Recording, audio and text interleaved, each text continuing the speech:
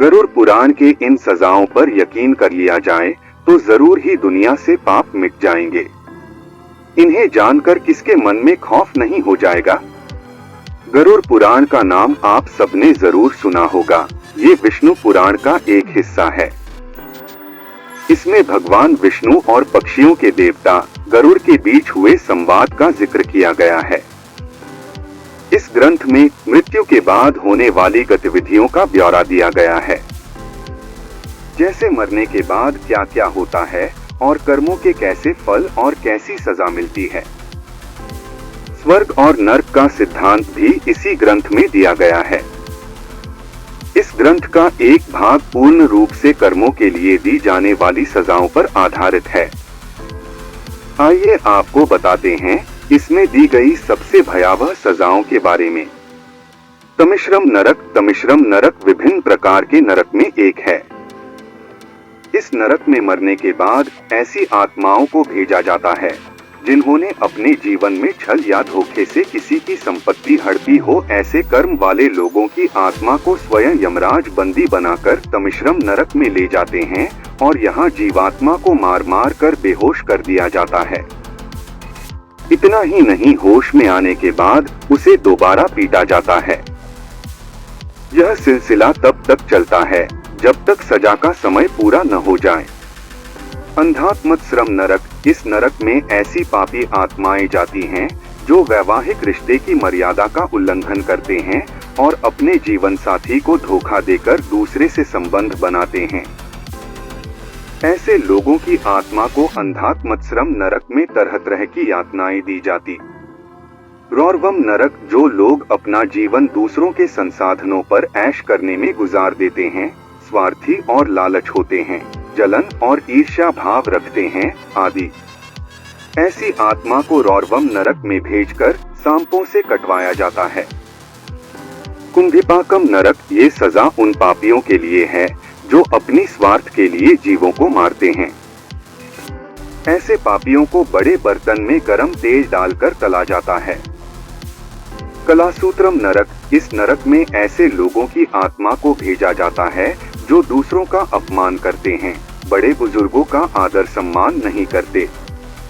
इस नरक में इतनी भीषण गर्मी होती है कि सहन करना मुश्किल हो जाता है। असितापत्रम नरक, ये सजा उनके लिए है जो अपने काम को सही से नहीं करते और उनकी लापरवाही से किसी और को भुगतना पड़ता है। ऐसे लोगों के शरीर को नुकीले धार वाले चाकू से गोद दिया जाता है और फिर कोड़े बरसाए जाते हैं। अंधकूपम नरक, ये उन लोगों के लिए होता है जो बुरे स्वभाव के होते हैं और उनको अच्छे लोगों को परेशान करने और सताने में बहुत मजा आता है।